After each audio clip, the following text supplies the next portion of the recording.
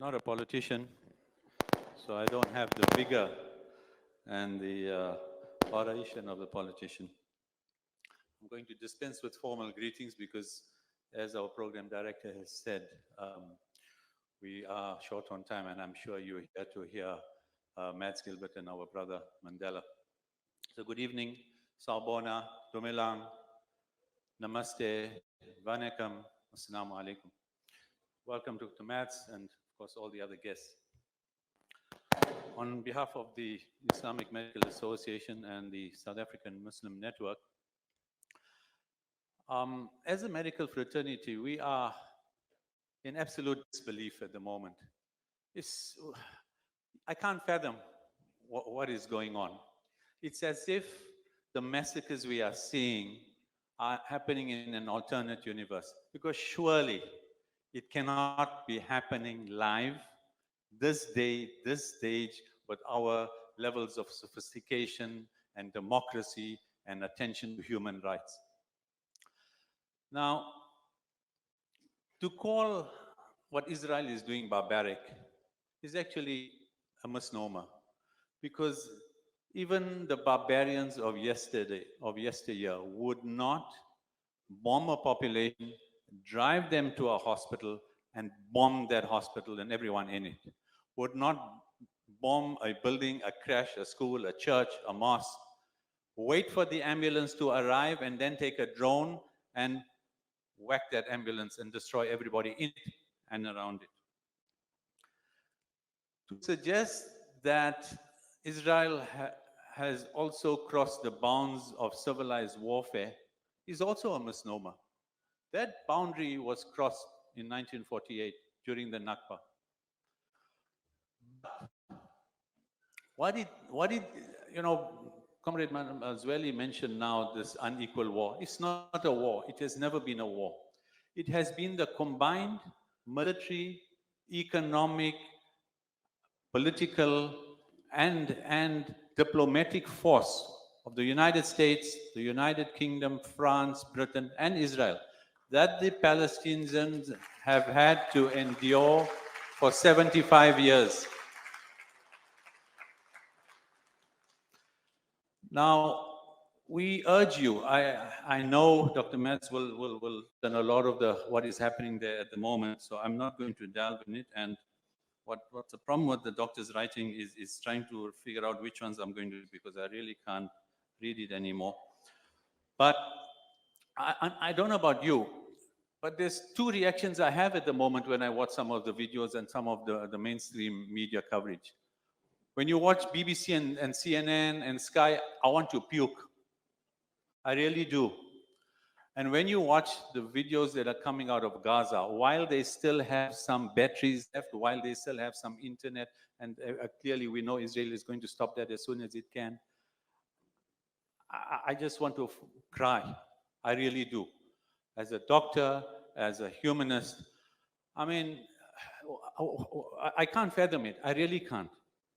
So this then comes to what can we do?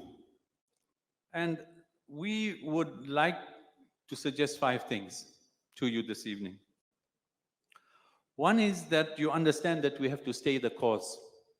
This is not going to stop when Gaza is off the headlines, when perhaps the Rafah border opens, perhaps the bombing stops. As I'm sure Dr. Mads will tell you, as a person who's worked there, Israel is only going to do 2 things in Gaza: death and destruction. Absolutely nothing but rubble. Even after the tanks move in, they have a bulldozer to make sure that the roads are destroyed.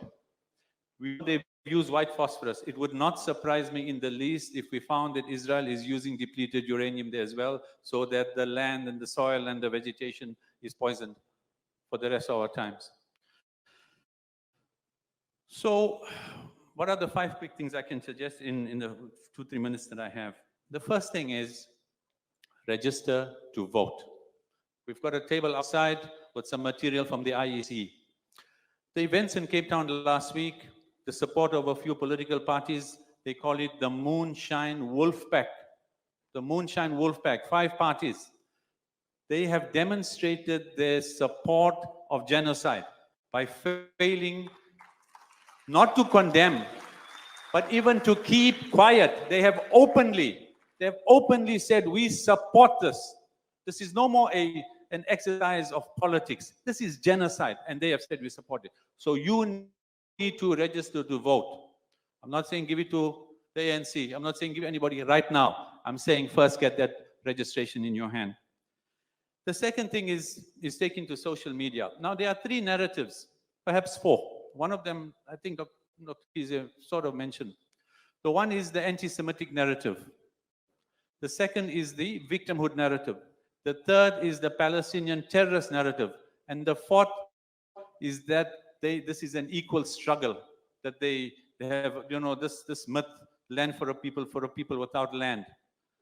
Those four things you need to take to social media to help us debunk. You need to be able to take to social media to put the pressures on the likes of Dr. Mkhize and his ANC and our government before they have meetings with the Jewish Board of Deputies and they have meetings with anybody else and start to change. We need that pressure to be kept up. And of course, we speak about the mainstream media. They're not going to come to our assistance. Forget about it. Forget about the fact that the United States and any of those countries are going to come to assist. We have Arab Zionists now. You and I, staying the course, are going to able to make a difference. The narrative in the public sphere, Israel image that it spends so much money creating and developing, has to change in the public eye. Boycotts. We need discipline and we need sustainability in few of the products that we need to choose strategically and boycott.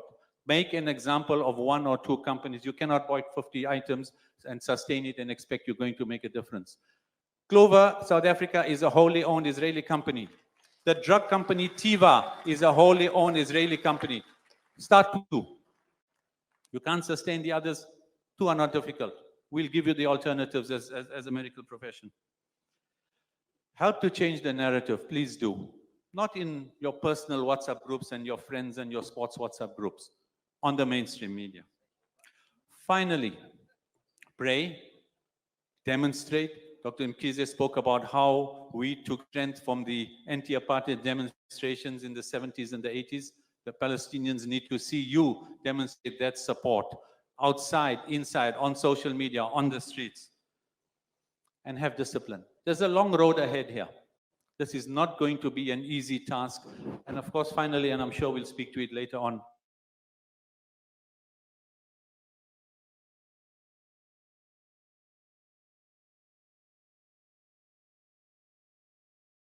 for all of us to be going there, inshallah, God willing, when we're able to. So, they're not difficult, so I'll just recap them. Register to vote.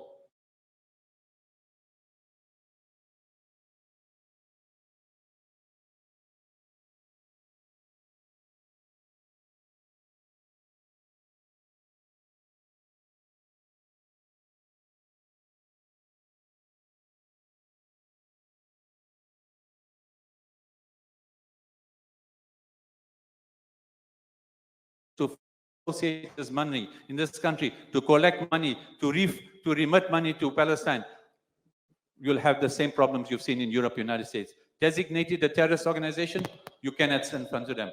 It's incumbent on you to make sure that a Zionist and a controlled